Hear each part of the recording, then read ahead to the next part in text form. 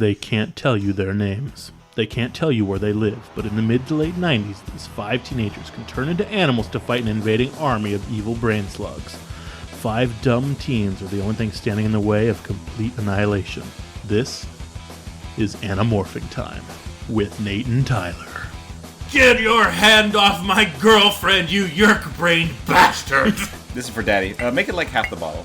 Catherine Alice Applegate wouldn't want this. Doesn't want this. Blah, blah, blah, blah. And like they're like, no, stop shooting at children. Oh man, being 12 was weird. Hey everybody, welcome to Animorphin Time, early morning edition. Animorphin in the AM with Nate and Tyler. Yeah, it's Nate Dogg and the Killer Man. Wait, Killer Man? I don't know what they're called. Listen to radio one of these days. Yeah, so welcome to Animorphin Time with Nate and Tyler. That's Nate, I'm Tyler. Today, we have a very special guest with us. We have activist / good Twitter user / host of the podcast Not Safe for Wonks. Also, all-around funny person. Good follow on Twitter. Today, we have Rachel Kahn. Rachel, welcome. Hey, thanks for having me. Hey, how are you today? I'm good. I'm representing the Rachel delegation for, all things Rachel and Animorphs. That's a very powerful delegation. Yeah, it's a powerful block. We really... we gotta be careful with the Rachel block. I, turn into a grizzly bear and fight people. I'm more a fan of the elephant. I don't know what that says about me. I like both, honestly. But I know that I was actually... So we were just talking about this, but I read the book this morning. Because, it was like 175 pages and it's for children. It was not that bad. But there was like a moment in the book where Rachel's deciding between being a grizzly bear and being an elephant. And she's like, well, I really like the grizzly bear because it's mean. But I need to be the elephant this time because it's big. And frankly, I relate. I choose between these things often. Sometimes, I guess I'm just more of a person who likes to smash than rage. Yeah. I don't know if there's a distinction there. I mean, smash the patriarchy, rage against the machine, right? Yes, yeah, absolutely. Yeah, I would say, yeah. I mostly spend my time smashing against cinnamon rolls. All right, that's my morph of choice, is human who eats too much. No, we wanted you on this book. Well, technically, you wanted you on this book. You came at me, which I love that, because I never know who to ask, because you are a huge Rachel fan. You've got some stuff in common with Rachel. So give us your history with Rachel and with the Animorphs. Okay, so the first Animorphs book came out in 1996, at which point I was in, first grade. And I didn't really start reading them until, second grade or third grade or something like that. So, imagine me, give or take... 9-ish years old or whatever. I'm not getting these numbers exactly right, but give or take 10 years old. Just powering through these books because I was bored in class and always finished my work early. And I had just this immediate identification with Rachel because her name's Rachel, obviously. And she's blonde hair and blue eyed, which at the time I was. I'm still blue eyed, but my hair's much darker now. And she had a lawyer mom, which I also had in common. Ooh. She was a fashion boy, which I also am. I'm using boy grammatically here, obviously. And I don't know. Royal boy, yeah. Rachel does not sit on her opinions. No, and neither do I. Yeah. No. That's one of the great compelling things about Rachel is that she's so outspoken and strong while still remaining solidly in her own femininity. And that's probably not a point I should make, but it's something I admire about the writing of the character. Yeah, well, I think that probably Applegate very much intended for that to be the case, right? This idea of girl boss that was so popular in the 90s. Right. A girl boss that could actually change things, not just performatively clap. Right, exactly. A girl boss who likes to just rip and tear. Yeah. I still haven't finished Eternal, don't tell me. I'm not going to try. I've heard it's too difficult, and I got scared. Well, I love, honestly, speaking of my commonalities with Rachel, I love really punishing games. I'm one of those actually beat Bloodborne people, Oh yeah, Bloodborne rules. There's a hard crossover on Animorph fans and Bloodborne fans, I found out. Oh yeah, the Venn diagram's a circle. Yeah. Well, I mean, someday, perhaps for a different pod, I'll sit you both down and explain to you why I think Bloodborne is a deeply feminist game. Ooh. Yeah. I am deeply intrigued with that. Well, and you run around love and it. you collect fetuses. Yeah, well, I mean, So, I obviously, mean- all feminists love abortions, but mostly... they love it. Yeah, mostly it's about, like, the entire thing is so focused on yonic imagery. You know, like, you have, like, the moon, you have the blood, you have the womb, you have the fetuses, you know... A lot of the characters are women, and a lot of the story is about specifically women being brutalized by, you know, materialist, industrialist forces. All right, yeah, that all checks out. Yeah, it is in fact a deeply feminist game.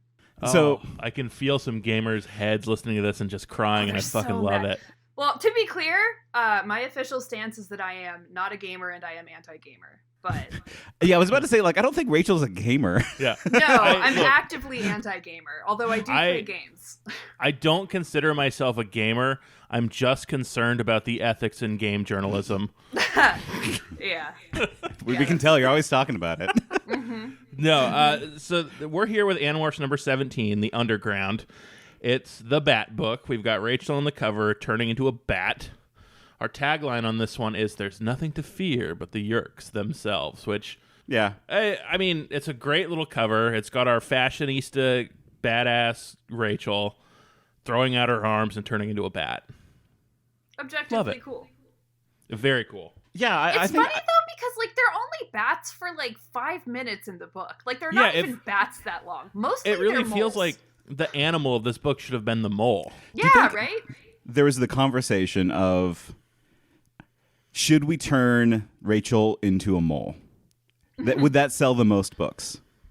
No, I think it's got to be the bat. If you want to sell books to children, it's got to be the bat. Yeah, I feel like people just don't like moles. I love moles. Because we've had this discussion about I'm the a mole covers defender. Before, about how when there are girls on the cover, they're often more gendered to sell towards girls.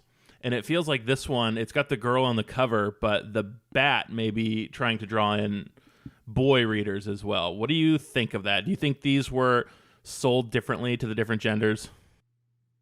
God, I have no idea. I mean, like, I don't think there's anything, like, particularly more masculine or feminine either direction about a bat versus a mole. My guess is moles are kind of, like, lumpy and not very dynamic.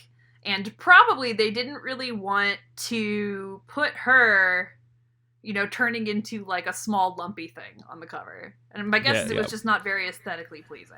Yeah, Or maybe it's they just easier to thought morph Betsy was into really a cool. bat as a person, right? Like, if you're a mole, you just kind of fall down Yeah, and which, get you know, small.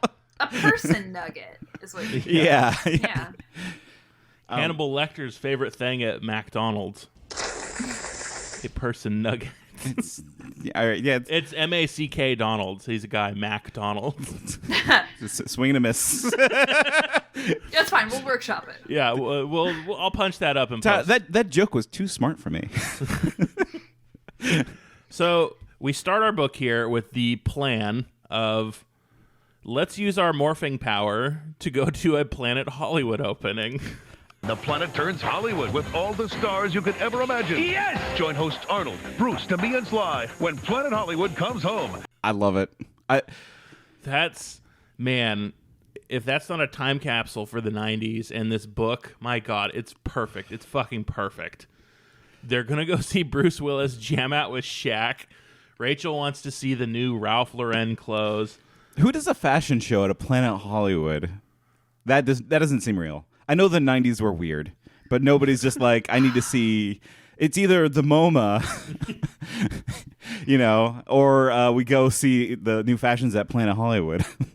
Yeah. Well, also, like, so I was looking at the territories Little Brown Bats live in, which is their official name, by the way. I looked this up. So there's Little Brown, okay. There's big brown bats and there's little brown bats. And actually, I think on the cover they might have the wrong one. Like, I'm not sure, but it doesn't look like the little brown bats I was looking at Wikipedia on this morning. But they don't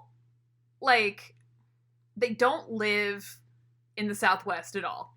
So we know these people cannot live in the Southwest, right? Okay.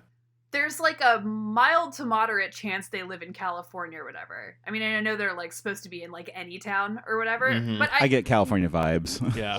there are some California vibes, but to me it seems like based on the like geographic locations where bats can be found, probably they're in the Midwest. So my question is, on what fucking planet would a like superstar like Arnold Schwarzenegger go to like, I don't know, Des Moines or something to like open up a Planet Hollywood? Like no one wants to go there. Especially on a speedboat. Right. And in the 90s to boot. Like why? What is any of this? Like I think I kind of buy that you would find a cheap Hollywood like Red Robin style chain that's just overly priced in the Midwest. I feel like that's where you would find a bunch of like people who are really into stars and celebrity, right? Yes. I feel like people in California are just kind of done with the idea of like celebrity worship, and even I think that even started in the 90s where people were just kind of done with celebrities. Yeah. But like, you know, the further you get away from California, the more people are engaged in following like Arnold Schwarzenegger and his life and his big strong arms. Yeah, right? I wonder why a celebrity became president. Trump steaks are the world's greatest steaks, and I mean that in every sense of the word. Haha. Very sad. Yeah, way to bring it down, Tyler. I mean, all it's you fine. think. It's fine. You just made the case for him, and I'm like, oh no, that's how it happens. Yeah, those dang Hollyweirds. I'm trying to think of the Des Moines Planet Hollywood. What stars would go to that? Like, what, Danny Trejo would probably show up to that one? Yeah. Robert Zadar? I would like it Robert Zadar. I'd rather see Robert Zadar than, say, Naomi Campbell. No, she's pretty... well... Yeah, Robert Zadar has some stories. I'd like to meet John Goodman. John Goodman would be cool. They name check him. Rules. I don't know how I'd feel about meeting Shaq. I feel like, is Shaq a problematic figure in the modern times? I don't know. I don't know if any of these people are, except for, like, I think Schwarzenegger has been compromised. Same with Bruce Willis. Oh, no. As far as... like, I don't think anybody with that kind of power is strictly unproblematic, right? Having that power by itself is problematic. Yeah. But, like, a Zadar... A B-movie actor star? Oh, yeah. He's probably a real chill dude who's just fine, I'm sure. Yeah. Bruce Campbell comes to the Des Moines Planet Hollywood opening. Yeah. The fries are groovy. Groovy. But they want to check this out because, like, whatever, they're teens and teens want to check out celebrities, which I get. I would go to I this. understand that. We've done this as teenagers. Yes. So Bruce Campbell specifically. Yeah. You know, and even Jake is kind of swayed onto this plan, even though like he's the dope morph for fun, because I guess Shaq is gonna be there and he loves b-ball, so they're cool with it now. Yeah. If you want a nerd to break the rules, you just got to find something a nerd will break the rules for. That's it. Yeah. So who would you break the rules for? You know, who would you like morph just to see, in spite of those being the rules? Oh man, that's an excellent question. Probably someone really fucking weird. Oh, I called in sick to see Street Fight live. I mean, that's pretty cool. Yeah, I did that. Let's see here, but let's. I'd break the rules to go see. I'd probably see Bruce Campbell again. He's just weirder in his old age. Yeah. Like I'd want to see what he's wearing. He's got weird ass clothes, and I fucking love that. Part of my goal in losing weight is that I can fit into weirder clothes. Hell yeah. You just need to find the right weird clothes. That's the right reason to lose weight, too. Like, fuck losing weight for, like, aesthetic reasons beyond that. Lose weight so that you can wear the weird clothes. Yeah, I need to lose weight until clothes makers learn that fat people want to buy weird clothes, too. No, fat people aren't allowed to have fashion. I guess not.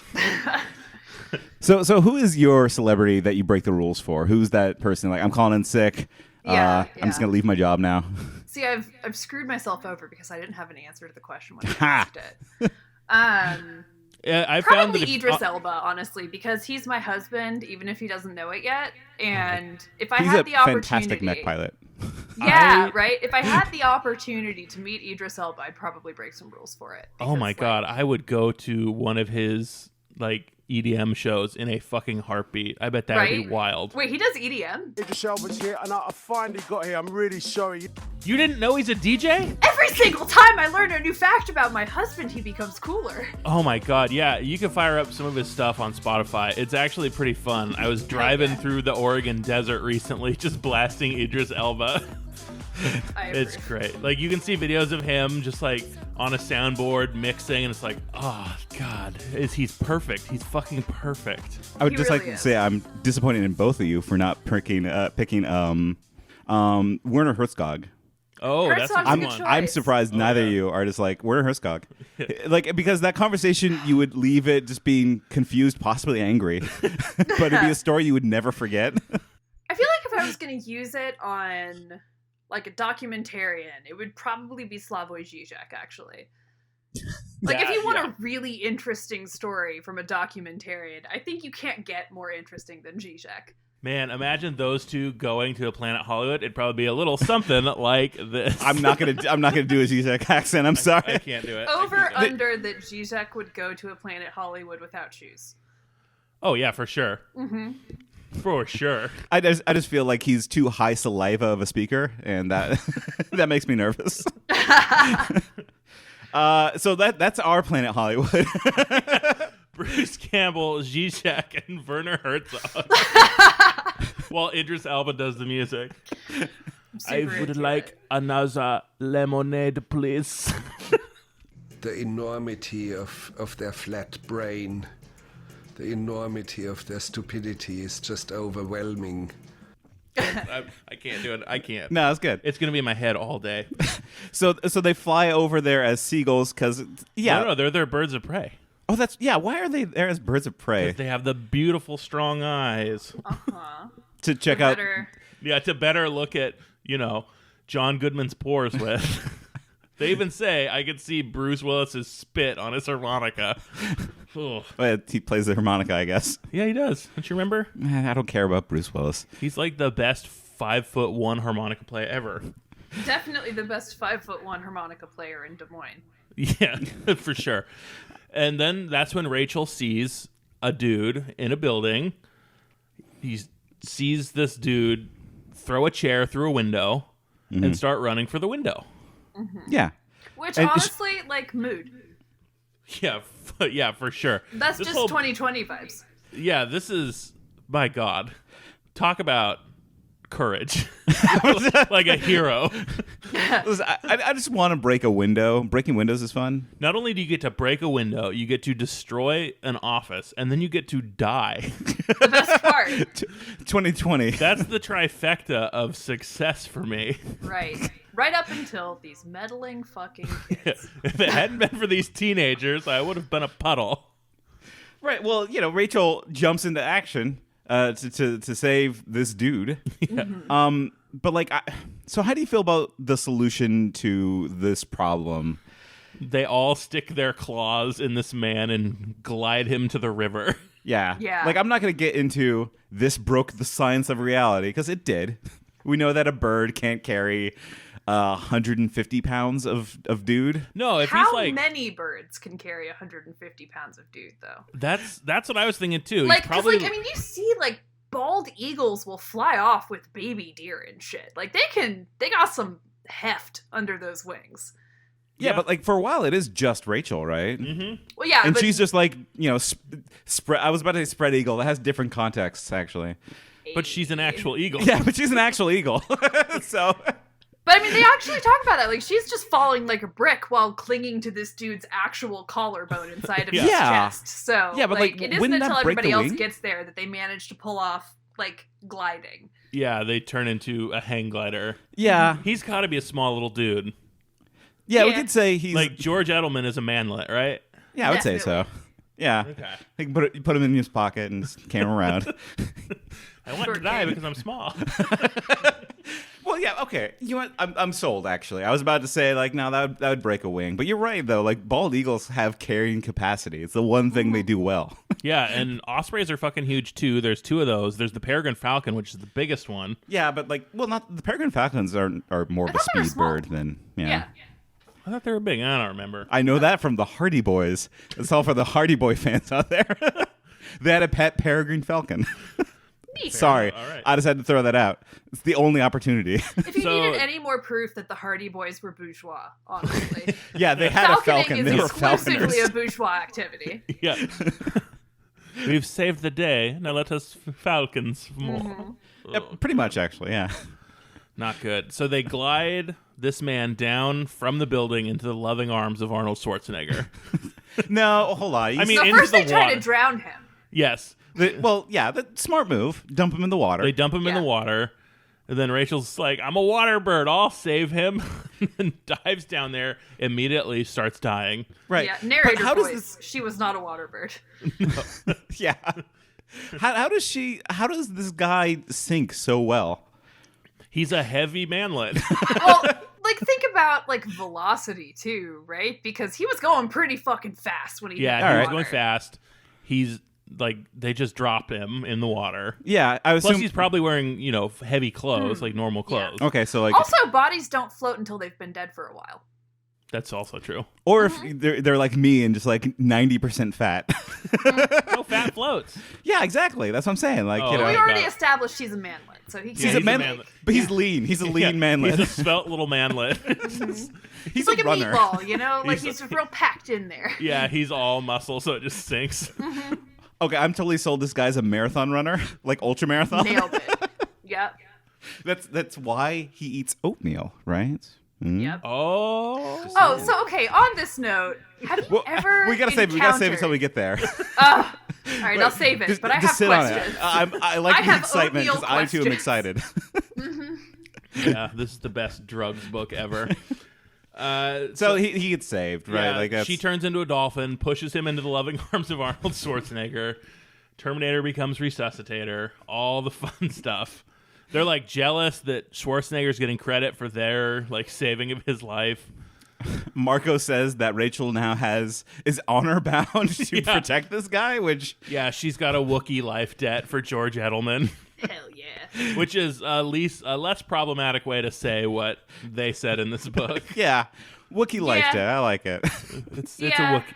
Yeah, it was the 90s. Like, I think about like Star Trek used to do that a lot, like the weird sort of like fetishizing indigenous people thing. Yeah. You know, like Uh-huh. It was the Karate Kid era. yeah. Oh, Where man. inclusivity just meant present. Yeah. We like your food. Yeah. So they're hanging out. Well, yeah. So there's a part where they go to the mall to kind of debrief, and they're talking about, Arnold Schwarzenegger, and Rachel feels guilty about saving this guy's life a little bit, or she has like mixed feelings about it, right? Because Marco brings up the Wookiee life debt, but like ultimately, like Rachel kind of resolves on I saved this guy as a goof, as the way that she feels about it. Did you catch I that can at all? absolutely see myself doing that too. Yeah, like Being like, no, I didn't do it because I was afraid he was gonna die. I did it because it was interesting. Yeah. What is that Yeah. emotion? I mean, she just doesn't want to show any signs of weakness, you know? And so, And like, I mean, caring for especially somebody's like weakness. in the 90s, right? Like, this is like the greed is good peak. So if this girl is like 13 years old in, let's say, 1997, right? Yeah. She would have been growing up right at the tail end of the 80s, the early 90s. And I mean, that's like when neoliberalism was at its absolute peak and everybody wanted to be like the killer, you know? That's a good reading because, like, it's like self-sacrifice is bad, right? Yes, well, like and, you like- put yourself in danger, okay. and you just need to do it for yourself. Don't do it to actually help anybody else. Yeah, she Yeah. says it's a challenge. That's it. Yeah. I don't actually care. I just wanted to see if I could do it. and that's not what she feels, but that's what she's saying. Yeah. right, to cover up that Yeah. feeling. Well, because caring is vulnerability, right? Yeah. And she Yeah. does not do vulnerability. Yeah, we don't do that on this podcast either. She accepts the warrior image, but she doesn't accept the like caring for another person as a reason for being a warrior image, right? Yeah. Yeah. She does it because it's hard, not because it's right or good. Is what she tells herself, right? Right. She's fighting with that emotion. Yeah. And they kind of worry that they might be, narked on. And Marco says, and I hate this line, but it'll start the conversation that the book starts. People will figure he's nuts. No one is going to listen to a guy who tried to kill himself. Man, that is some... As a guy who has tried to kill himself, Yeah. That's kind of true, actually. People respond very, very strangely to suicidality. Yes, they do. And this book, I mean, we'll get to it with the very end. They do mental health and depression no fucking favors in this. When oftentimes, I can speak for myself, as a kid, I had a stronger idea of what depression and suicidal ideation was than the writers of this fucking book. Because this book, they're just like, oh, he's nuts. He's a peanut. He's a cashew. He's just nuts. What kind of idiot would want to off himself? What a stupid, dumb, little strong manlet who can't live in this world. To be fair, this was the 90s. Things were still going okay for white people then. Yeah, we have new drugs now to fix this, all right? I mean, true, though. Like, true. Yeah. Like, my dad actually is a psychiatrist, which comes up occasionally. And, like, even psychiatrists were talking about people with mental illness that way back then. Like, he would come home from a hospital and, like, joke around about patients that were suicidal. Like, it's baked into the culture, you know? This idea that suicidality is this, like, deeply selfish, like, toxic thing and not just desperate. Yeah, I don't understand, because I'm an ER nurse, so I work with a lot of suicidal people. Yep. And the idea of making fun of that makes my fucking skin crawl. Yeah. It's an uncomfortableness. Like, if somebody is not and has not been in that that headspace, then they just want to get away from it as quickly as possible. It's the same like having like a race conversation, right? People just don't want to deal with it, so they joke around about it, right? They just want to like distance themselves, because like having that conversation to them is like one of the most fearful things, right? So that's why people want to say like, oh, they're just all crazy, right? It gets all mental illness gets lumped into the wacko cuckoo nut house. So, like, what is the fear there? You know, like this idea that we're not purely in control of ourselves. Maybe, like, is it threatening to their agency, like existentially? You know, like what makes people who want to die so frightening? You know, there's that, but then also, since they've never felt that, they don't know how to respond to it. Like Nate said. Maybe it's like a fear. Maybe it's a fear like I might say something that will cause damage. Right. Right? Or I think it's a number thing. Who knows? Too, right? Honestly, yeah. I think there's a lot of disgust built into it. Yeah, which boggles my fucking mind, because I work with other nurses who look down on these people.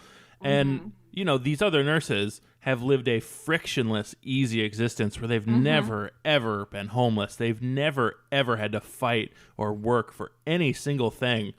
So when someone who comes in who tries to kill themselves, they're like, ugh, have you tried just not killing yourself, idiot?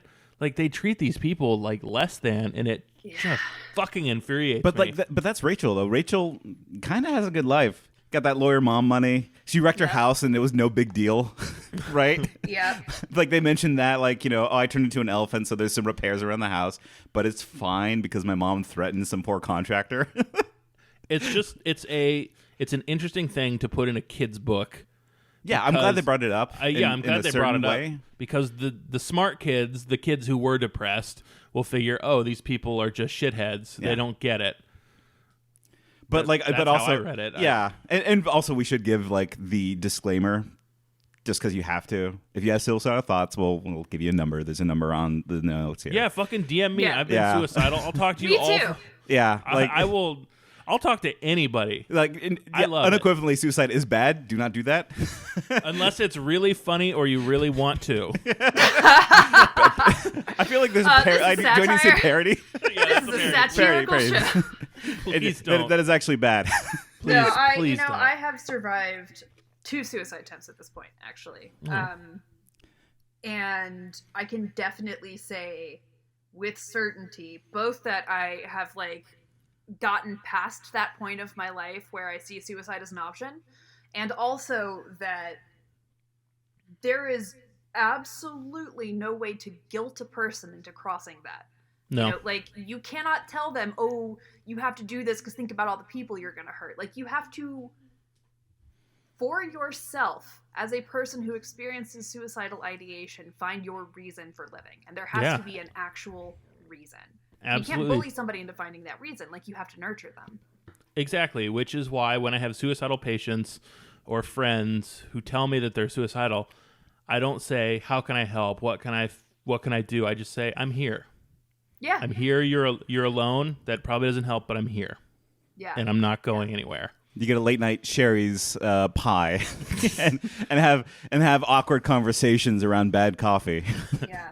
Well, another particularly useless piece of advice people give suicidal people is it's not going to be bad forever. And it's like, I have chronic depression. It's going to be bad forever. Yeah. Like, I'm going to be in pain. I'm going to be depressed on a regular basis for the rest of my life because that's how depression works. It's an unending mountain you climb, and the rock you're pushing is yourself. But listen, I think Axe has a good point. Have you considered Cinnabon? Like a big cinnamon bun? Yeah. Like, listen, yeah, everything around that cinnamon bun is going to be bad, but that cinnamon bun at that point, real good. Well, I think frosting? there's an extent to which we're all doing that, right? We're all trying to find, like, brief moments of hedonistic reprieve. Yeah. Absolutely. Sometimes you just got to relax and have a nice big bowl of oatmeal. I'm all about chasing. Can we talk about the oatmeal now? Well, we're so close. We're almost to the oatmeal. We are. We got to get to that oatmeal. We can get to it real fast. Go. You want us to get there? Okay. Rachel's mom is a lawyer who's representing George Edelman, who's in the mental institution because his family's trying to take away his rights. Mm-hmm. They sneak in to meet him in a very stupid way. Well, I want to say that Rachel's mom thinks that his brain is being invaded by the yeerks, which I found really funny. Sorry, continue. She says, oh, yeah, he says there's a yeerk in his brain. And so, like, oh, shit, he's a real dude. Yeah. So they sneak in there by becoming seagulls and cockroaches. They fight a spider on some bananas. It's cool as hell. I read that and I was like, if you've ever seen a tarantula, by the way, not just a spider, a tarantula. It's a tarantula. These are direct from like Central America bananas coming to the state hospital. Yeah, 'cause that happens. I mean, maybe it did in the 90s. Maybe like in the night. Yeah, like the relationship the United States government had with South America in the 90s suggests to me that it's entirely plausible they would just directly be shipping them to mental institutions. Rachel loves the Banana Republic in multiple ways. That's good. But my McDonald human nugget. Well, you didn't like that? Anyways, yeah, they turn to a there's some fun cockroach moments here, but I don't think we need to get into it. Yeah, she goes into a bathroom. She gaslights a poor guy. Yeah. Because, she turns human into a bathroom. Oh, wait, hold on. I need to say that the right way. She turns human in a bathroom. I am frequently a human bathroom. Yeah. I feel my most human when I'm in a bathroom. Yeah. Oh, I meant, I'm into, pee play, but, that works, too. Oh, hold on. Let me change it to fit that. I feel most humans in the bathroom. There you go. Got it. Rachel turns human in a bathroom, and some dude walks in, and he's like, "You're a teenage girl in a dude's bathroom in a mental institution. What are you doing here?" And she's like, "You're crazy. I'm a hallucination. Go find George Edelman." And he's like, "Yeah, cool." Which, let's be real, there are certainly psychotic people in mental institutions. God knows I've been in them to know. But they're not the majority of patients. The majority of patients are people who have, tried to kill themselves. Or or have depressed. They're catatonic. Disorder. Have an eating disorder. Any number of things. Right. Most people in a mental institution are able to, discern reality. Yeah. But then again... it's a mental institution in the 90s that probably over-medicates. Yeah. Right? So who knows? Well, the 90s was also, right during the deinstitutionalization movement. So that was, the period of time where all of these institutions were being shut down, and the people in them were literally just being thrown out on the streets because they were, permanently disabled by mental illness. Yeah, I was about to say hooray because those institutions were nightmare torture facilities. But then again, they just kind of get kicked out on the streets. So No, don't worry. The people who get kicked onto the streets, they solve this at the end of that book. Oh, yeah, that's right. The very last line of this book solves the homelessness problem. It's fine. We'll get to it when we get to it. But in any case, this guy finds George Edelman. Sends him into the bathroom. And Rachel's like, I'm working with your lawyer. Tell me about the yeerks. And George is like, oh, you're an Andalite. And she's like, yeah, I'm an Andalite. And we find out that the yeerk in George's brain is immortal and also addicted to oatmeal. Right, because so yeah, like she puts it together like, wait, you are yeerk brained, but you've been in this facility for like, a couple weeks now? Yeah. Like, how is your yeerk in your head still surviving? It's like, oh, he's gone mad with oatmeal.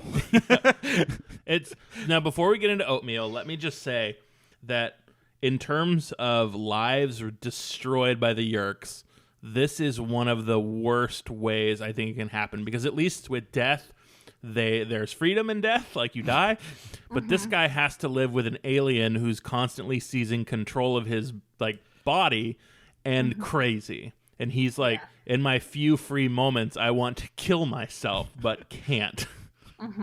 That's horrifying. Yeah, that is Black Mirror shit. I mean, I'm pretty sure he did go on to kill himself later. Like, he honestly, had I to think have. this victory was pretty Pyrrhic in that capacity. Oh, yeah, for sure. But I want to pull over and Yes. talk about the least believable part of this book, Okay. which is that anyone would eat maple ginger oatmeal. Yeah. That's not No, real. hold on, wait. That sounds That real doesn't good. exist.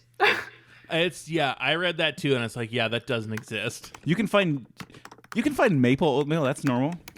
I'm Googling I this. don't right know now, if you by can the way. find ginger oatmeal. That Maple seems- ginger What the instant fuck? oatmeal. This is a real thing. Yeah, Is it? Oh, yeah. no. I'm like, that doesn't sound bad. I mean, I have a notoriously like weird tongue for taste, but like maple ginger doesn't sound bad at all. It's just like, what if your mush was spicy? Yeah, hell yeah. I'm a fan of mush. We're big mushy boys here. We Like, are mush fans. How do you feel of like cream of wheat? What's your cream of wheat opinion? Eh.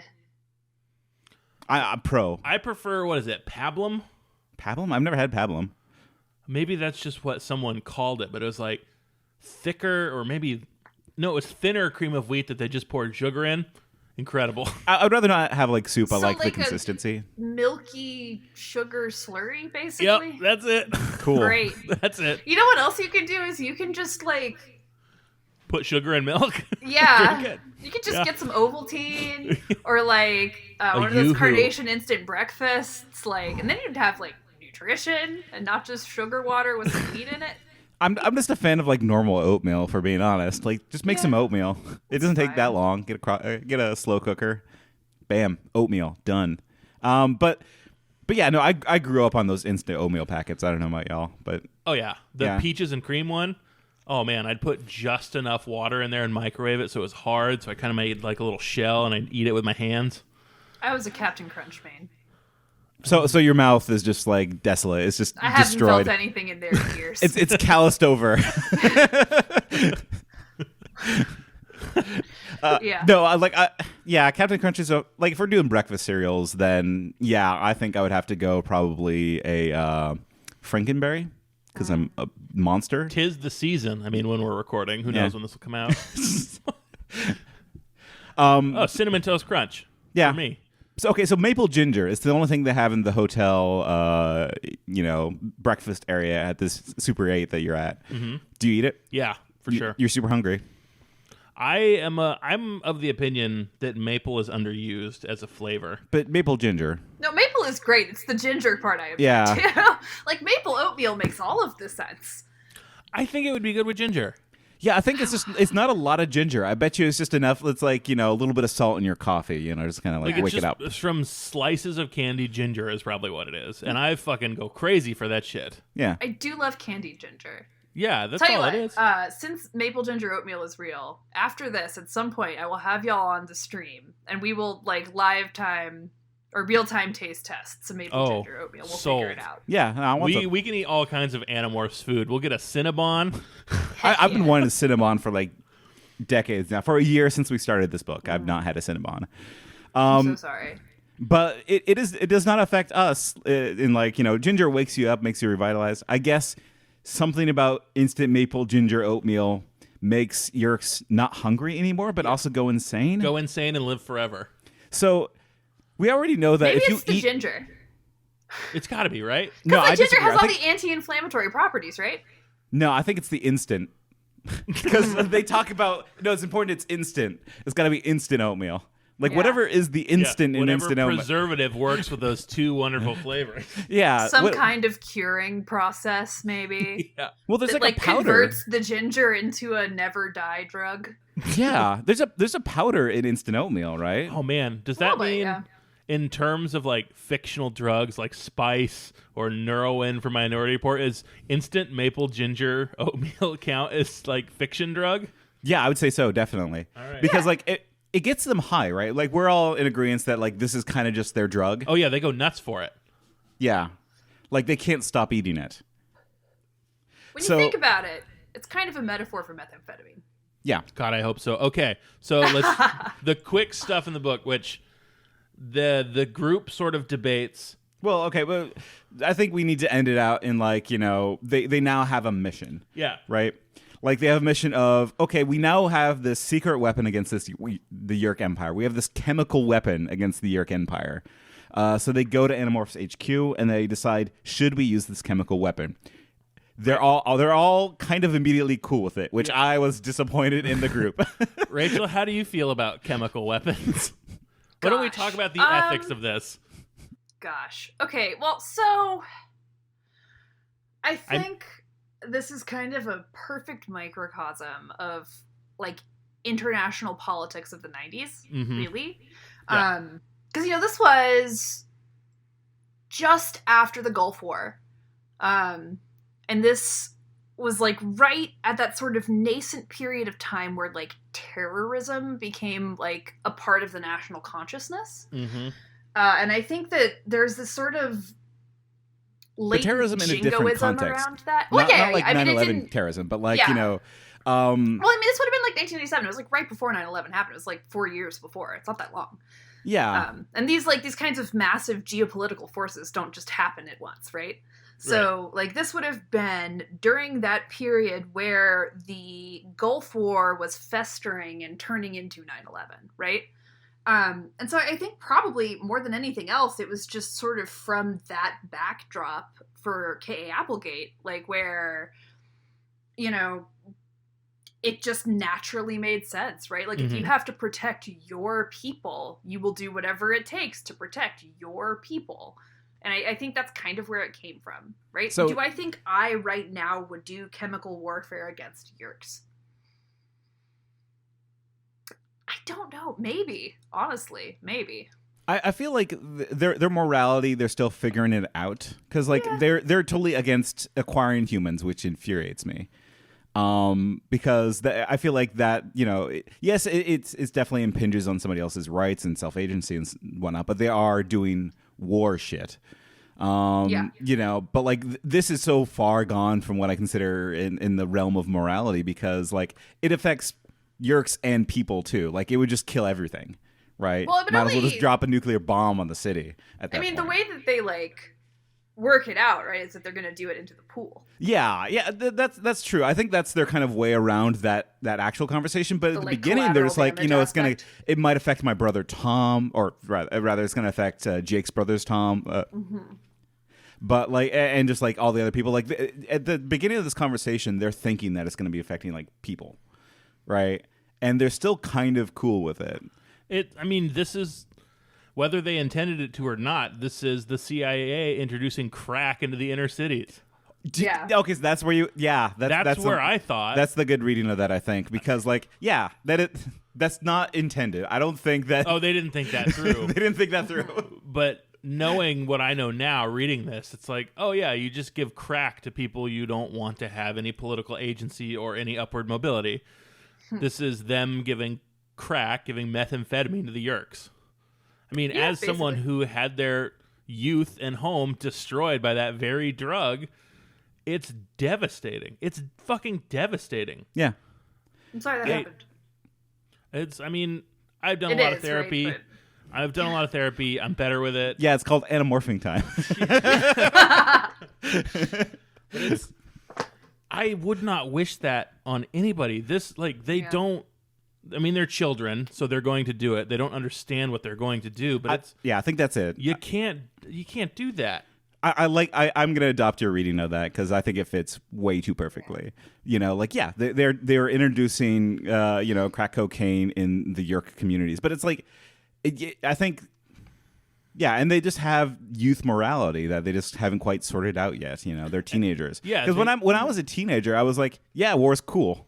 I like soldiers, you know, like because my morality was based off of watching a lot of G.I. Joe, you know.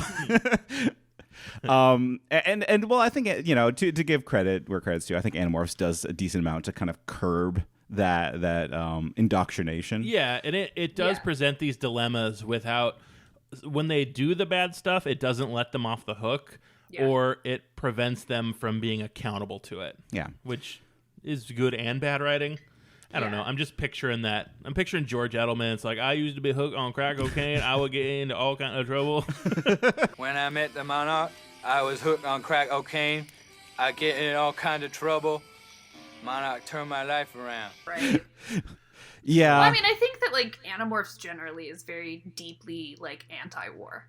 Yeah, and for sure. it's like one of the sort of common, consistent meta narratives of the series, right? Is that like we're sending our children off to traumatize and be traumatized. Yeah. And I mean, reading this, sending these kids off to do chemical warfare, just, that's some dark ass shit. Yeah. I love it. I fucking love it. But well, I think, you know, there's I am starting and working on and getting ready to launch later this year a Star Trek podcast that will be called Gay Space Communism. And one of the things I want we've all talked three about, of those things. I want to be on the Ferengi episode. I'm a big Ferengi head. All I don't know. right, you're definitely invited. We actually Right. talk about Ferengi regularly because obviously. Yeah, you have to. It's great. This year They're is the my best Pon race. Far, so it's going to be cool. Yeah, but no, so one of the things we talk about a lot is like there are often within Star Trek these moments where they'll be faced with some alien species that for whatever reason is killing them. And I'm thinking in particular, you know, there's this episode where they have this thing called the crystalline entity, which exists by floating by planets and then sucking the life out of literally everything on them. And they leave it lifeless, right?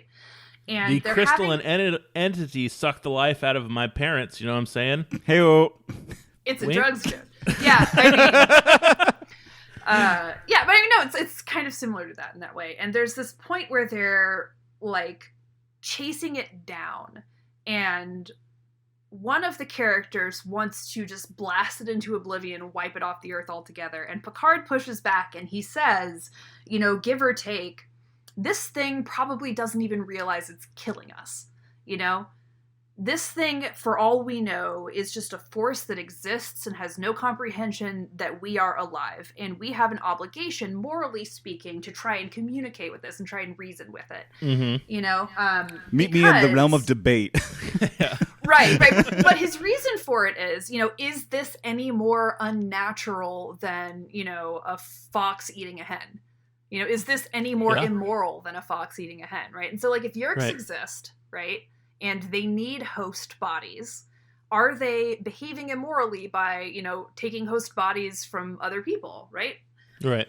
And, I mean, I to me, I think the big sort of hanging point is consent, right? Like, you can't just do this shit. You have to have consent before you take someone else's body. And I'm pretty sure the yeerks can comprehend consent, right?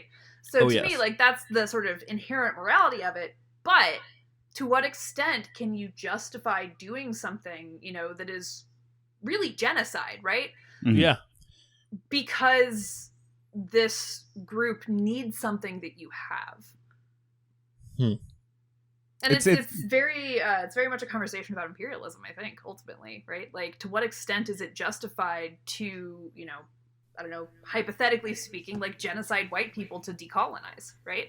Mm-hmm. Would that be justified given the continued harm, you know, we are doing on Black and brown and indigenous communities?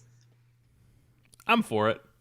Yeah, man, I've had a good run. I mean, honestly, like, I will be the first in line if that's what the decision ends up being. Like, I'm a white woman, we're bad.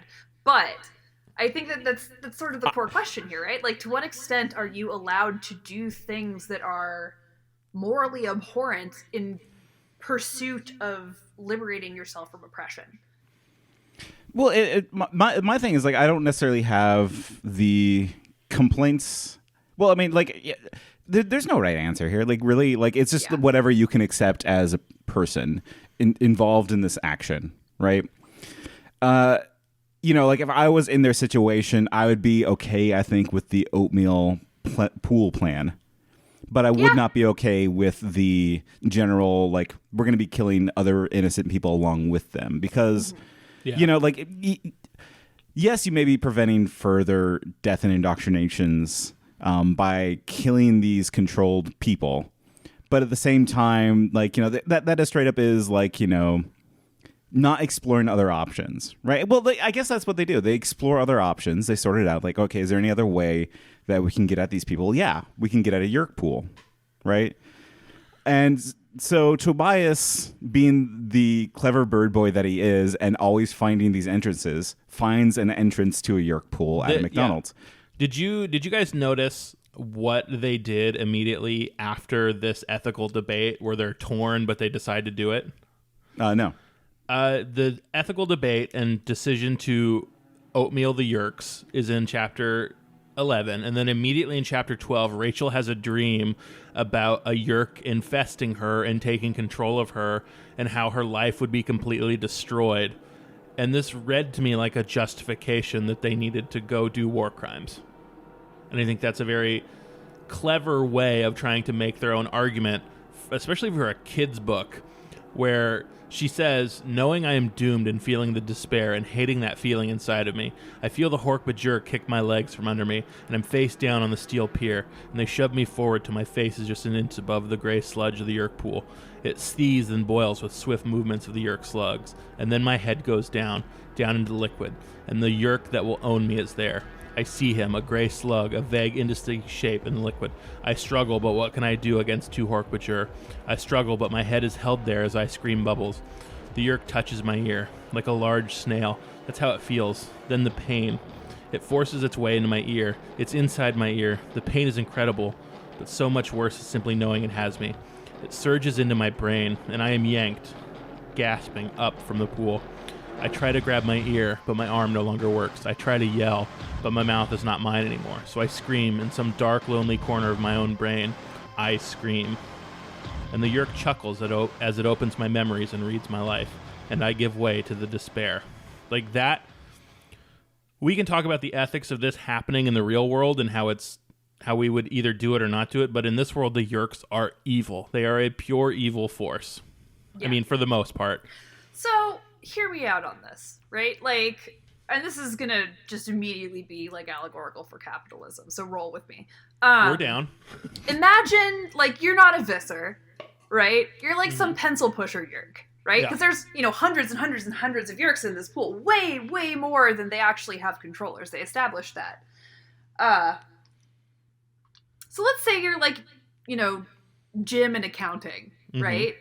And you're just floating around in a pool. Like, you probably didn't choose to go there, right? They probably just put you in the pool and transported the whole pool across the galaxy to this planet where they're trying to take over. You don't really get to choose when you go into it, right? Like, you're just sort of there, just doing your job, right? To what extent are you the evil one, right? Like, to what extent are we all the evil ones just by virtue of being born into the United States and existing in a culture where our material comfort is provided directly by, imperialism and invasion and brutalization? It's this really ethical conundrum, like moral quandary that we as Americans have, and that we are born into this awful, terrible system that does nothing but subjugate those that are deemed lesser than us. So we bear some burden in that, but it's not a thing that we choose. So we're somehow on the hook and off the hook for it. It's this weird thing that I think about a fucking lot, where it's like, how much am I perpetuating this terrible system that I am in? And how much am I not? Like, I didn't want this. I don't want this. I do everything in my power not to have this, but the stain is still there. There's no ethical acquiring under capitalism. Yeah, there's no ethical yeerk infestation. Right. But I mean, that's the thing. Like, to what extent do any of us have a choice? Really? To what extent do the yeerks have a choice, even? Oh, probably none. Yeah, I mean, like, you could rise up and then immediately be blasted. Yeah. I mean, you look at Visser 3, the villain of this series, and if anyone displeases him, he just eats them or kills them or has them eaten or killed. And it's like, yeah, I wonder where we got that. Yeah. Well, we just covered this in the Finester book too, right? Like, there's the ultimate, like, yeerk capitalist who's just like, luring innocent, controlled, people and eating their brain slug for sustenance, right? They're very much in that world. And as much as I would like to say, yes, it is kind of a crime to kill all of them, even the innocent ones, people are also kind of needing to survive as well. Yeah. So anyway, what I'm getting at is Al-Qaeda was the good guys. Iraq should definitely have a nuclear weapon. Yeah. Yes. Oh, that's right. This podcast is dedicated to the brave Mujahideen fighters. But I mean, yeah, it's like, I think there's an extent to which I relate to the yeerks here, right? Like, oh, yeah, for sure. I relate to them, and I relate to these forces that act upon us and the sort of drive to just live, right? Yeah. And the kinds of terrible things we have to accept to exist. I accept that yeerks are kind of Americans, and all cops are yeerks. Yeah. Right? Like, the more I think about our cops yeerks and our yeerks cops, I'm like, yeah, kind of. Yeah. Like, they do what they can to maintain their current social structure, and that includes subjugation, murder. Yeah, right. All right, hold on a second. Let me loudly rip this weed pen for this conversation. You ready? Do it. Hell yeah. All right, let's go. Our cops yeerks. See, I'm ready. Yeah, normally we drink during this podcast. So I feel yeah. Yeah. All right. Well, let's keep on rolling. Yeah. Well, so these conversations will develop Also, as we go. I live in the state of Georgia. Let me clarify. It's a CBD pen. Okay, there we go. Yeah. Yeah. I read that on the pen when you were taking a hit. Yep. Yes, it said CBD, not THC on the pen, very loudly. Yeah. The weed pen said parody on it, so Yeah, it's great. We're fine. Yeah. Parody weed pen. I mean, this is Oregon. We fucking sleep on it over here. Like it's everywhere. Yeah, I'm bored with it. Actually, I'm done. I've done too much. I relate. Yeah. So their plan is they got to get the oatmeal in the yeerk pool, and Tobias has been scouting the yeerk pools, and he knows there's an entrance in a McDonald's, and you have to go into the McDonald's and order a Happy Meal with extra happy. I thought that was cute. There's so much fucking product placement in these books. So much. Kids love brands. Kids love brands. They love it. I wonder to what extent she was like making money off of doing that, and to what extent she just did it because she wanted to ground it in experiences that like 10-year-olds would relate to. I don't think that they made any money. I think I think kids love brands. They do. I actually have a really funny story of this. One time I was driving my co-host Brandon over to my place to record something, and I had my kid in the back seat, and she wanted to go to McDonald's. And I was thinking we were going to go to the McDonald's like right by our house, but we passed a different McDonald's, and for the 20 minutes between that McDonald's and our house, she was screaming about how she wanted McDonald's, like sobbing, just going, McDonald's!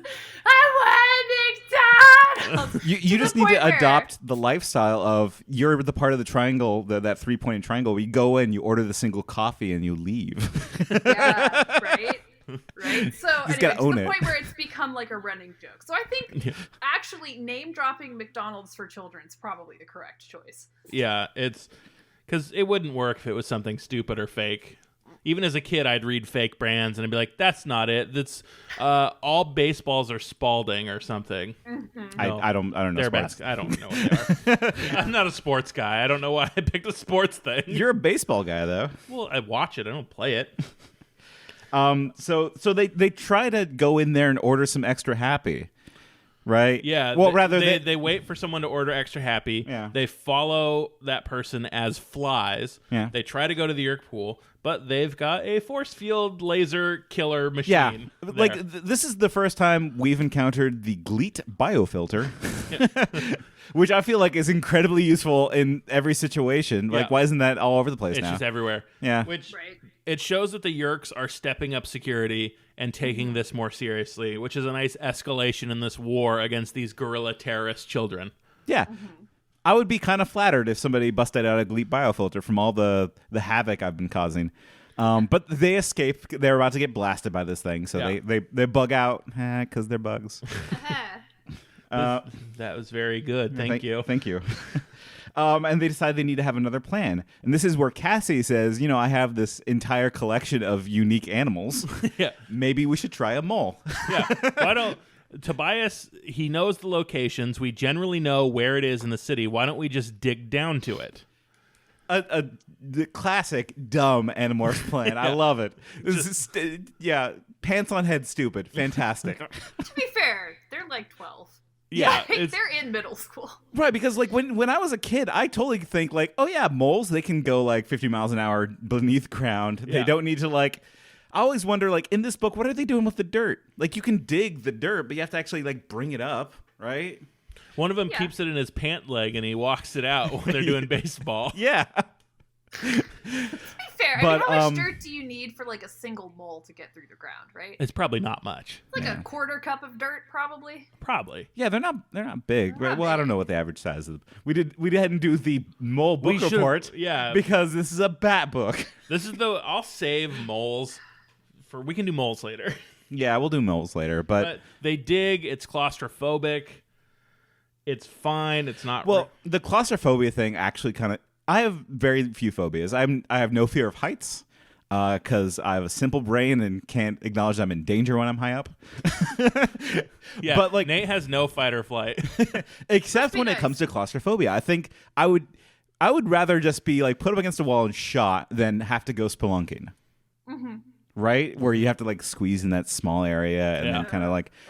You can't move, but you can wiggle a little bit. Like that. That's legitimately frightening, and that's what Rachel has to do in this mole excursion to dig down to the yeerk pool. Is that she has to like put herself in a spelunking situation, even though the mole knows it's safe. She does not know that she's safe. Right, and like the descriptions of enclosing and cave-ins and all that is just like it got to me a little bit. Yeah, same. I wish, like. There's so much buildup and digging here getting to the yeerk pool when it would have been so much more interesting to do it later when they're digging out. Mm-hmm. Which we'll get to that. I'll talk about that later. Because that's the part that got to me was when they were digging out. Yeah. But either way, they spend days on end digging 50 feet down. They somehow don't encounter bedrock. Yeah. They go right around it, whatever. And they plop down into the bat cave. Just like face first, right into some guano. Yeah, they drop down in some bat shit. And they're like, oh. They get close to saying shit. They do. One of these books has got to cut. To it. They do. Yeah, but then no, Cassie, the polite lady of the group, says, no, this is guano. This is guano. She just saw Ace Ventura 2. She knows it's guano. Right. She sure did. And I think this is a good time. Like, let's learn about some guano. Yeah, tell us your animal facts. Let's hear the little brown bat facts. Animal facts, little brown bat facts. Animal facts. Blah, blah, blah, blah, blah. Prince Jake and Cassie, Tobias and Axe, Rachel and Marco, the bandits are here. They want to listen to animal facts. Fuck all the yeerks. Marco's mom is a bitch. Give me that brown bat. That sounds gross. Give me the brown bat. You can't see me because this is a podcast, but I'm just sitting here like amused and shaking my head. Yeah, she is in complete disdain of our stupidity. I'm used to the look of disappointment, so it's fine. I mean, same. Yeah. So brown bats. Other than I know the brown bats are how we figured out they're in Des Moines. So that's the first important thing, right? Okay, yeah. Okay, so us in Oregon, we will not see a brown bat. Yes. Wait, Okay. am I the one giving the book report here? Yeah, you are. Oh, okay. Well, so here's the random things I learned about brown bats that I kind of talked about earlier. So there are two kinds of brown bats, and they're completely different species. Mm-hmm. One of them is called the big brown bat, and the other one is called the little brown bat. I love scientists. They're so cool. Yes. And I'm just assuming for these purposes that it's a little brown bat, because why not, right? They're more common. They are very common as pests. They'll frequently be found in people's attics and stuff like that. Their guano causes an illness that I'm going to have to look up real quick, but thanks to the magic of editing. It's a COVID-19. Uh-huh. I will let you... Oh no! What happened? No, there's another one. Bat guano. Histoplasmosis. Okay, that's what it is. like toxoplasmosis. Okay. Yeah. But it's actually, unironically, very similar to COVID-19 because it destroys your lungs. Cool. Great. Yeah. And so Don't need those. it's this illness that, as the guano itself like decays, certain fungi will grow in it, and that's what causes the histoplasmosis. So. Yeah, and so, I mean, it just, like, wrecks pretty much everything in your lungs, and, that's very bad. It'll hurt your pericardium, it'll hurt your lymph system, it'll hurt your skin. Like, it's very bad. So I should not, like, have a cool bat friend hanging around me. Or at the very chilling least, out. if you have a cool bat friend, make sure to clean their bat box frequently. Okay. But that's, like, the big reason people want to Do not eat the bat box. Right. And that's the big reason people really want to get bats out of their attic as quickly as possible, because, like, you can actually, like, really screw your shit up. Yeah, and aren't they, like, a big vector for, like, rabies as well? Like, Yeah, they are. Yeah. Actually, like, no. No? That one's not true. They are known as a big vector for rabies, but that's actually, that's a misconception. Oh, man, I have tortured some poor people with rabies shots then. Do you guys know what it involves with a rabies shot? It's a big needle, isn't it? Doesn't it go into your stomach, too? So here's what you do when someone's been bitten by something and they think it has rabies. You get the first big shot in your stomach, which hurts, and then the area where you've been bitten, I have to inject vaccine directly into the wound. So it's me just jamming a needle into your wounds and infiltrating it with vaccine fluid. No. And then you have to go get more shots after that and hope that it works. You know what? Screw that. I want the rabies. I will take the cheap and decidedly American option of one bullet, please. So, yeah, what else about bats?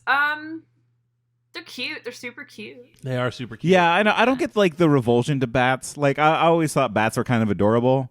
Like, I mean, I could see if I lived in, like, ye olden times where, like, people would just have bat infestations and then suddenly die, and you're thinking it's like spirits or some shit. Like, I could see hating the bats for that. oh yeah, no, I'd be terrified of various Nosferatu and Draculas. Yeah. Right. Yeah, no, that'd be bad. But overall, like, yeah, I'm generally pro bat. I think that, I'm not afraid of it getting stuck in my hair or anything stupid like that. Yeah. I do and one last bat fact. Yes. As of, I think, 2018, they are now at risk. They have been dying suddenly because of this fungal infection that gets into their noses. God damn. And it's, like, massively fatal. So, yay! God, we kill everything we touch. Yeah, bats are useful. Don't kill bats. Like, I think this one actually might have just been organic, because it really is just, like, some disease that has just ripped through them. Yeah, but I'm just saying, we want bats hanging around. It's like they eat bugs, they eat nasty garbage that we don't want to deal with. Mm-hmm. They look really dope. They do look really dope. You can entice them into your yard with bat houses, and then they'll eat all the mosquitoes. Ooh. Yeah, no, they love mosquitoes. Mm-hmm. Oh, I want a bat house. Yeah, we should get some bat house. I knew somebody that had a bat house. It's pretty cool. So they're down here going batty. God damn it. And there you go. Why do you get to do it and I don't? Because I'm adorable. Checks out. I think you're both cute. Well, thank you. Yeah. We're small brown bats. You're the big brown bat. And You're just the boss. like brown bats, you don't usually have rabies. Yes. Man, Excellent. I've infiltrated so many rabies bites. Infiltration is a cool word for just really being stabbed over and over again with a needle. Oh, man, I do it all the time. I probably do it 3 or 4 times a week, not just with rabies, but with, like, lacerations and stuff. Do you ever say to yourself, this is an infiltration mission? And I'm going to. Great. There have been times when I'll, like, hum the Metal Gear Solid theme. We're like, bum, bum, bum, bum. Poke, poke, poke. Doesn't matter. Anyways. So they're in this cave, complete darkness. And they have to turn human in a pile of bat shit. Yeah, they probably have histoplasmosis now. Yeah, so looking forward to that. Well, they don't, because they turn into bats. And I imagine bats have ways of dealing with that. I mean, they make it. Yeah, so they're probably cool with it. So they turn human, get covered in bat shit, turn into bats, are cool with being covered in bat shit. Yeah. and they fly into the yeerk pool, which is adjacent to this bat cave. Yeah. Which the yeerk pool is now guarded by big orb gun robots. You know what I'm picturing when I read that is the rover from the 1970s TV series, The Prisoner. If you know what I'm talking about, you should look up the rover. It's just this big inflatable ball that just captures people. It's fantastic. I was picturing the big ball from Phantasm. Yeah. This is literally just a giant ping pong ball of death. Yeah. Yeah. No, it's fantastic. Well, I mean, yeah, but this one, it's probably closer to Phantasm, where it's silver. It has guns on it. Yeah. It goes over, notices a bat, immediately starts blasting. Yeah. Totally blast the fuck out of all of our Animorphs. Like, blam, axe is down. Yeah. Blam, down goes, who else goes down? Jake gets it. Tobias gets it. Tobias gets it. And then finally, Rachel gets it. Yeah, Rachel. She gets it. Well, Rachel goes down heroically. She's trying to carry Axe out of the cave.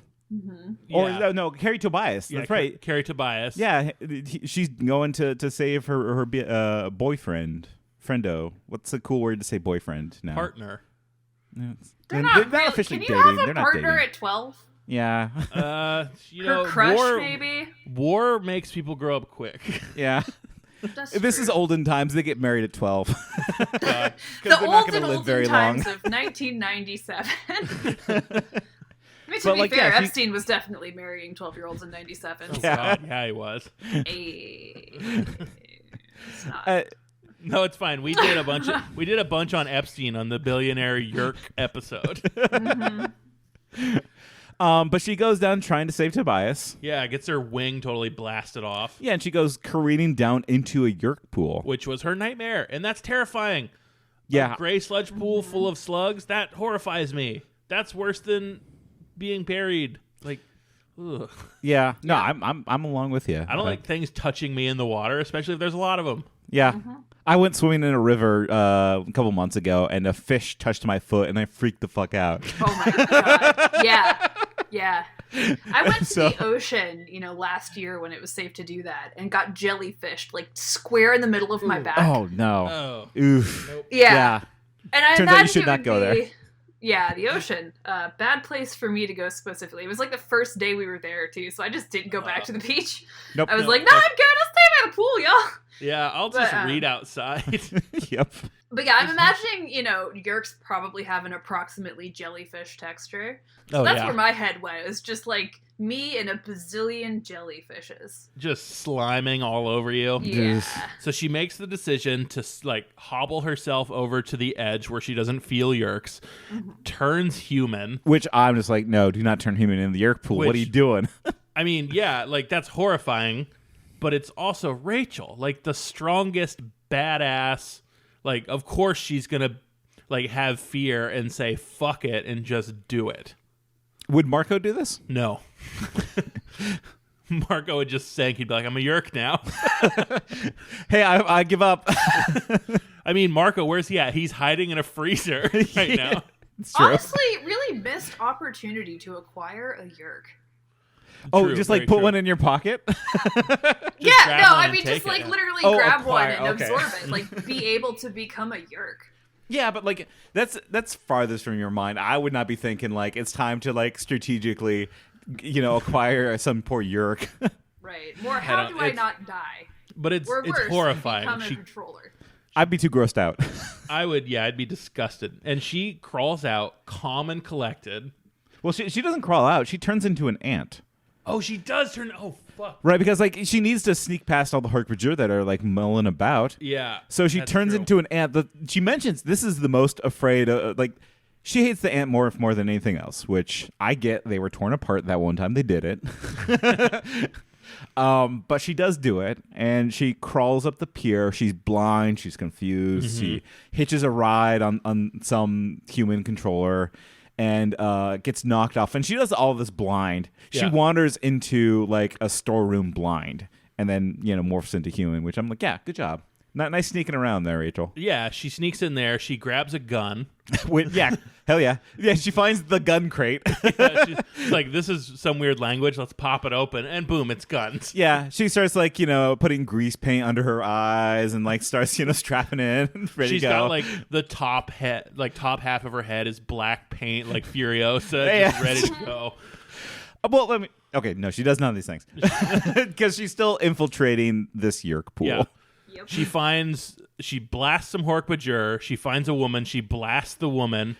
And then she finds like the guard human controller and plants the gun on the guard. Well, hold on. There's a very Rachel moment when she blasts the woman. She takes her jacket and her glasses, and she's like, ooh, DKNY, very nice. Like, oh, good, I'm glad I don't have to do this infiltration mission wearing trash. Yeah. She's like, I'm going to look good. Well, yeah, when she was an ant hitching a ride, she noticed that, like, the thread count on this is pretty low. I don't know what they're wearing down here. She is a woman of tastes. Yeah, she has no fear. She'll fucking kill you. But she's used to, like, comforts, and if there's comfort around, she will find it. Extremely girl boss energy, honestly. Yeah. I worship Rachel, let's be honest. Yeah. You and the character. Both great. I'm just, like, I like certain aspects of Rachel. I think she just needs to tone it down a little bit on the fashion. There were more important things.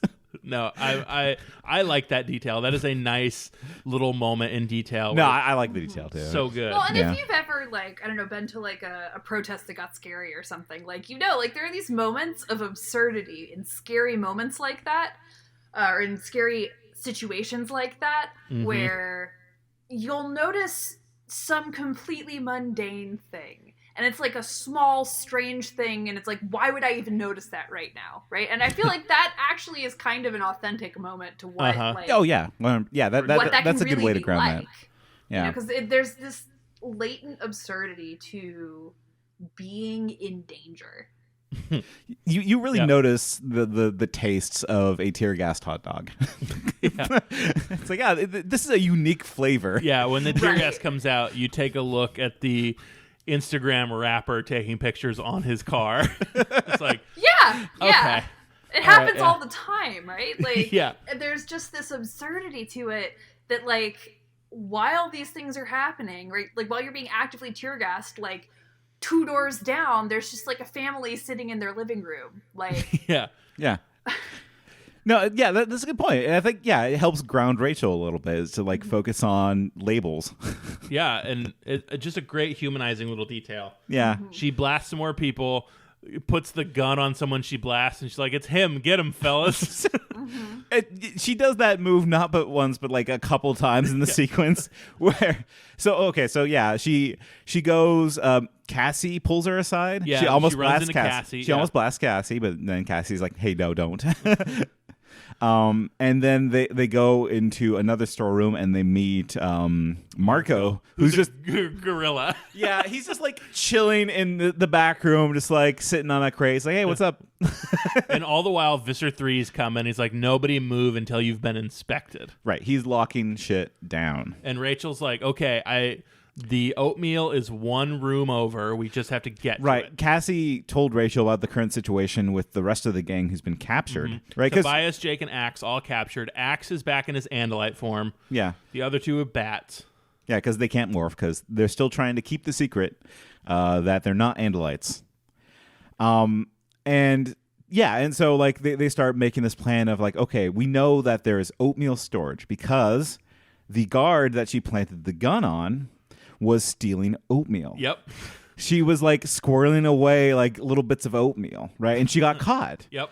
And like the Hork-Bajir controllers were chewing this human controller out for sinking as low as the humans with their drugs. Yeah.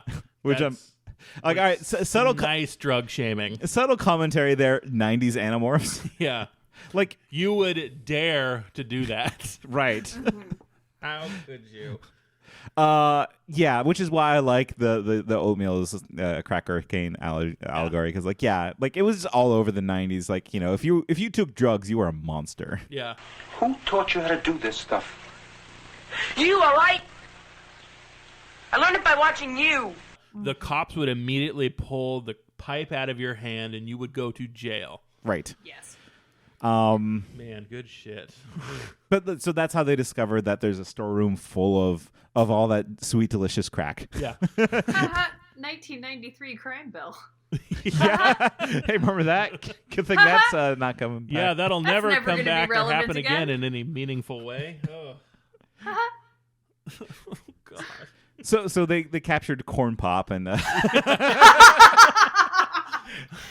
So they get to the shed where Corn Pop has been hoarding all of his he's in maple there ginger sharpening instant his oatmeal. switchblade on the curb. Marco grabs the chain. He's gonna wrap it around his neck. And Corn Pop was a bad dude. And he ran a bunch of bad boys. he was a real bad dude. Don't make fun of him. he ran with some bad boys. God. But like, no, there's some good moments here. Marco, so they need the quickest path to this shed because if they try to like sneak their way to it, it'll take forever. And they're already on high alert. So Rachel does her move. Yeah, the mental calculus of am I a bear or am I an elephant? Right. She goes elephant because she needs it's smashing time. It's smashing time. It's time to smash. And she smashes her way to the oatmeal storage room. Yeah, she's given Marco the gun. Cassie's a wolf. Which I love the image of Marco with like a beam and a gorilla, like because he's the only one who can use it because he has fingers. And then Rachel goes to the storeroom and she picks up the oatmeal and she gets caught out by Visser 3, who was strolling in, took care of the situation, locked everyone down, said don't. Well, yeah, like so they're in a standoff. They're in a standoff Yeah, because they're in a like standoff. Rachel has She's the barrel over her head, ready to throw it into the pool. Visser 3 has the gun, like a whole bunch of guns, trained on Rachel and the other Animorphs. Oh, no. She's throwing the barrel. Threw it in the pool. Yeah. She threw it in the pool. The barrel's in there. Marco's got the gun Right. pointed at the barrel. And Visser 3's like, you better not do that. And Rachel looks at Visser 3, looks at the barrel, looks at the gun, and realizes Visser 3 is just going to kill them. Like, he's going to let those yeerks get oatmeal brained. Right. And because we know Visser 3, he does not give a shit. yeah, he doesn't care. He'll sacrifice everyone but himself. Right.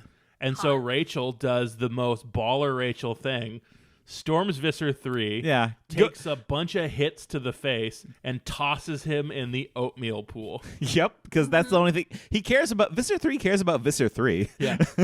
He's Visser 3, true Perfect king. stand-in for Just wonderful, awful monster. perfect stand-in for white dudes, frankly. Oh, yeah, for sure. Yeah. No, you're right. Like 90s business executive villain. I don't care about my underlings, but if you get me in trouble, I will capitulate to anything. Yeah. So they toss him in there, and he's like, "Don't shoot, don't shoot, don't shoot. Please, I'm Visser 3. I'm perfect. Don't hurt me. Don't hurt me." Like, he buckles every time he can. And so they kind of like, sidle their way to the exit. Yeah, they go. grab their pals. Yeah. They start walking up the stairs. And Visser 3 starts. He developed a strategy to get out of the situation. He turns into like this giant flying blowfish bird monster. Yeah. Like a hedgehog bird. Yeah, Marco shoots the barrel. Yeah, like so. Yeah, they do the plan. They shoot the oatmeal barrel. The pool has been oatmealed. And Rachel's like, "Fuck this!" And she shoots the ceiling and buries them in dirt. Terrifying. Worst plan, by the way. Now here's why this was terrifying for me, because they just gloss over it. They have to dig their way back up as moles, but they talk about how they have to stop every 2 hours to build human-sized areas to be underground while digging up. That is terrifying. I also could a mole dig a human-sized hole? I mean, there were 5 or 6 of them doing it, probably. And they just the like hole took itself turns. Not just collapse, though. Like, how would you build structural integrity into that hole? I have no idea, but that's what was terrifying to me. Yeah, no, it's true because like there are some spelunking caves where the way in is not the way out. In that, like, you can squeeze into the cave, but the exit is a completely different area because there's just one way. Mm-hmm. The way that cave is shaped is that you can't actually go back in the way you came in. Which is why I fuck spelunking. Never in a million years. I would never do this. This is an anti-spelunking podcast. Yeah. Every single like video I've ever seen, like movie or TV show or whatever, where they have a scene where somebody has to like squeeze through the crack, and like they're the just movie like, and I'm just like, oh my god, and if they're like climbing like through ducts and stuff like that, like fuck that, I'll die, it's fine. No, the movie The Descent. If you want a Yes! good spooky movie, Yeah, fuck that. That movie. That's a terrifying movie. I think I'm gonna watch that for Halloween because I want to be scared during Halloween. You know, listeners, if you haven't seen The Descent, go into it blind. It's a great movie to go into blind. Good first half, disappointing second half, but that doesn't Was that a matter. pun? How dare you? It wasn't meant to be, but yes, I see now how it was. You're allowed to do them. Hey, I do. The Nates are better. There, I admitted it. You can clip that out. Nate is better than Tyler. Cool. I'm just gonna put that on my phone. Be my ringtone when you call me.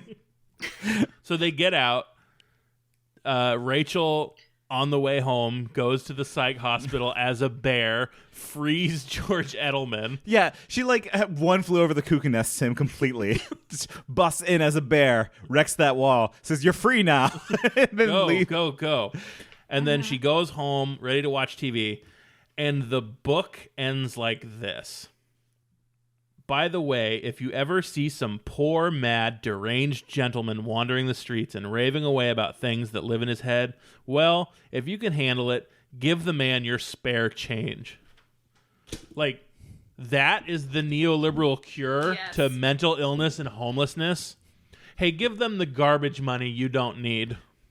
She thought she was doing a good thing. That's the thing. It's always good intentions, right? Like she went in, broke him out of the mental institution, which probably good. It probably wasn't a great mental. Well, no, hold on. They got quality bananas. They got like it seems like they were okay in there. I just mean ending this book with that message, like a book about getting aliens addicted to drugs and using drug warfare, and ending it with, if you happen to see someone who's indigent, throw a quarter their way. Like fucking bullshit. How do you end that book then? Just her watching TV. You don't need that part because I don't know. No, I get it. Homelessness is a serious issue. Yeah. And homelessness and mental health issues usually go hand in hand. And this was right during not the entirely all the time, but where that became a really big problem that got even bigger. Right. Yeah. And it's And like I get the frustration of just like, yeah, like spare change is not the solution. But I guess the idea behind it was show compassion, which I get. Do as little as you can. Well, you want my hot take? Yes, please. For the love of God, please. If you went into it knowing these things about him, the ethical thing is to let him turn into fucking pudding on the pavement. Like, the right thing to do would have been to let that guy die. There is no future for that man that is a life worth living. God damn. Yeah, that's dark as shit. Yeah, it was real dark. I mean, there are kinds of living that are worse than death, and I think that's one of them. Oh, yeah. It's a prisoner in your own body half the time, a raving alien the other half time. Yep. Yeah, but, I feel like he could eke out something. If he pulled himself up by his bootstraps. No, I'm not saying bootstraps. Don't do that. But the thing is, like, now he broke out. His family is still going to want to get a conservatorship over him. He's not going to have less problems here. They're eventually going to find him, or he's going to just be on the run as a person who functionally has severe schizophrenia, right? For all intents and purposes, and as much as he relates to the world as a person with schizophrenia would be treated, right? Yeah. And I'm not saying there's anything wrong with being schizophrenic. Like, I understand a lot of times people with schizophrenia, it's very treatable. The outcomes can be really, really good. But, like, in terms of the stigma, right? Especially during the 90s, like, he's going to be treated like this, like, dirty, unclean thing for the rest of his life. In reality, he's going to be a prisoner and a slave. Like, nah, the correct thing to do was to just let that dude die the first place. Absolutely. Well, and here's what I would say is, like, there's definitely a difference between actual mental illness and yeerk brain, right? Yes. But I mean, from the outside, it's going to look identical, right? The way people treat you is going to be identical. Very true. But like, I would say that from the yeerk perspective, if there was a yeerk in my head that was going mad and then I was just having a miserable life at that point, I could see the argument for taking the dark way out. But like for non-yeerk brain individuals, I would never advocate for that. Yeah, right? Absolutely not. It's different, right? They're different things. Yeah, I agree. I very much agree. And in this book, I think the disservice that it does is that the yeerk brain stands in for the mental ill brain. Yeah, that's the blurred line that I just don't feel super comfortable with. And the solution here is to break them out of the hospital and give them quarters. Yeah. Like, if that's not the most neoliberal shill bullshit I've ever heard. Right. The solution is not spare change. Yeah. The solution is not, oh, let them do their thing and they'll figure it out. And you give them a little if you can. It's no. But it was never meant to be a solution. I think it was meant to be a 90s end of a very special episode of Blossom. Be kind to the homeless. Yeah, which I'm like, yeah, you correct. You should be kind to homeless individuals. Yeah. Well, you know, to be fair, like, this book series very dramatically impacted my moral outlook as a kid, and in no small part influenced me becoming the, like, social justice warrior activist that I am now, which includes housing people, which includes housing justice. So I don't know. I mean, I think maybe to an extent that was the best, she could do as presumably a Gen X person who only had so many, like, cultural narratives to tap into, and only had so many ways of even expressing herself, right? Yeah, she didn't have the language to say, like, go be active in activist communities. Yeah, no, she's like that. In the 90s, mutual aid was not a thing. Right. Yeah. Well, and also, I mean, people who, write, creatives, are the people whence these new ideas spring, right? Mm-hmm. And so I think that there's something to be said for, like, our inability to think thoughts that we have not yet, like, heard, or to, like, independently imagine things that have never happened. That can be very limited, actually. It's a very difficult thing to do, cognitively speaking, right? And people like her are the people who are creating new language to talk about things, So I don't know. I think we should give her a little bit of credit here for where she was in history at that time, and the kinds of thoughts she would even be able to conceive of as part of a narrative. Yeah, and I think especially for, like, a scholastic book, it's hard to have that. They're already, like, tackling a whole bunch of other dark shit. Like, you can't overload somebody's brain like that. Yeah. Like, so the only message you can really get in is just show compassion, which, like, that's fine. That is. Yeah. But I get your point in that, like, currently now, as adults, as reading that, there is more to do. Yeah, there's so much more. But I think where your frustration is coming is that people legitimately give the argument of, no, you should just maybe give them spare change and send them to, like, a homeless shelter. Yeah, that's the modern adult solution, which is not appropriate. Well, there's a lot of people who don't even want to give them spare change because they think they're enabling them. Yeah, do not feed the bears. It's like, oh no, exactly. That is something. Those words is something I have heard doctors say about patients. Yeah. It's like, well, you can't feed the bears. It's like, you're not a fucking veterinarian. These are fucking human beings. Yeah. Can I go off as a nurse for no, a just, second? Just go off. Please. So one thing that I get into a lot of fights about at work is people not wanting to give food to a homeless person, someone who's not housed. Mm. And I was that person growing up. Like, I was a homeless child. My family, we didn't have a house all the time. I remember times when the only meal I ever had came from a fucking hospital.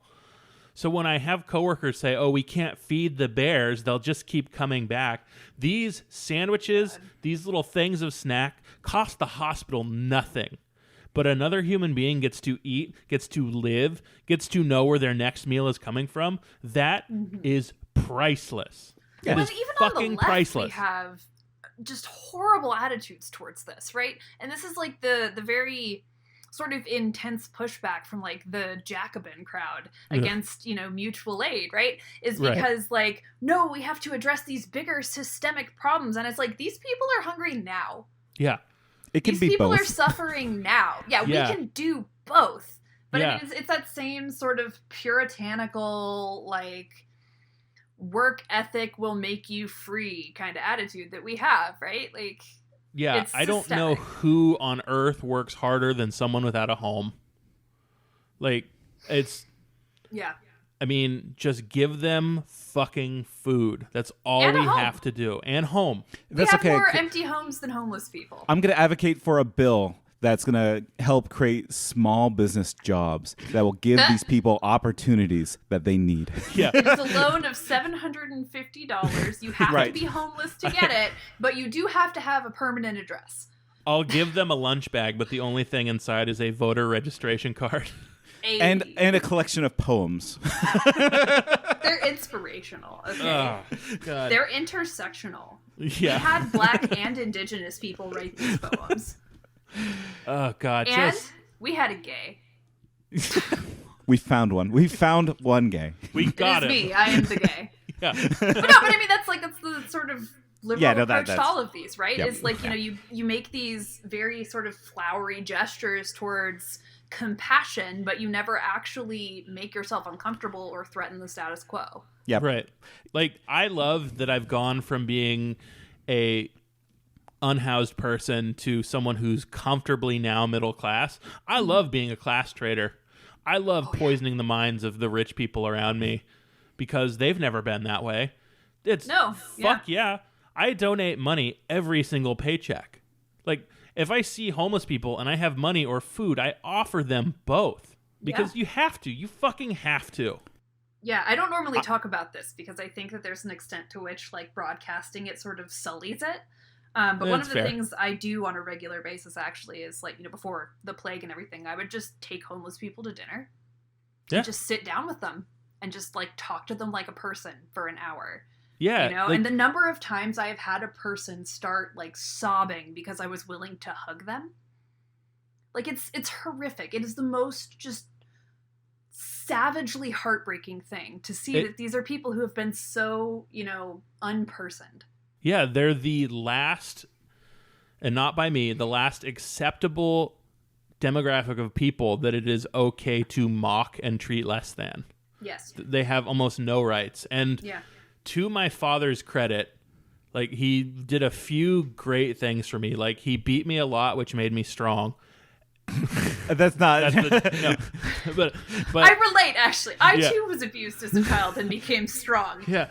But I remember I have this vivid memory of him taking me to McDonald's, and there was a homeless guy out front of the McDonald's, and my dad just goes up to him. My dad, horrible fucking racist, misogynistic, terrible person, drug addict, like abusive addict, all these terrible things.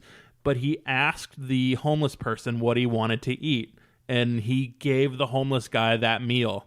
And that was something I've always carried with me because it's the right fucking thing to do. And if my monster of a father could do it, anybody can do it. Like, it's what's a Big Mac cost? $11? Yeah, right. See, my thing is I just want to make sure that I hear them and I see them. Right. It's like, we hear you, we see you, we will do nothing to alleviate your suffering. Yeah. I don't know. We are unwilling to act on this feeling of empathy that we're experiencing. Right. I just like to think that Rachel, when she grows up to be an adult, she will learn these lessons. Well, I did. Right? Yeah. There's hope yet. I mean, Cassie is very, like, she will grow up to be like the eco-terrorist. Yeah. But I think Rachel... Rachel's going to be frontline black bloc. 100%. Yeah, right. 100%. Yeah.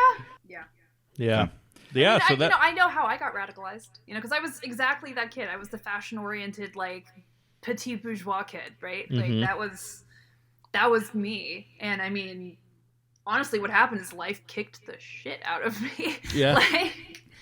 I you went to a child war and then you came back. And yeah.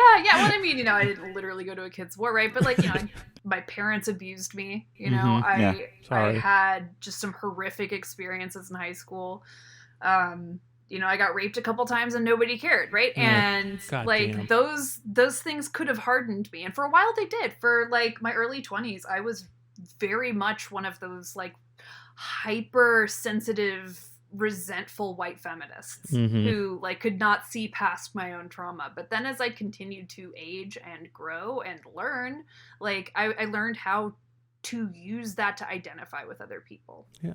And I think as much as she tries to play it like really tough, Rachel's very perceptive and she's very emotionally intelligent. She understands other people's motivations. Clearly, right? She knew Visser 3 was going to just let him die.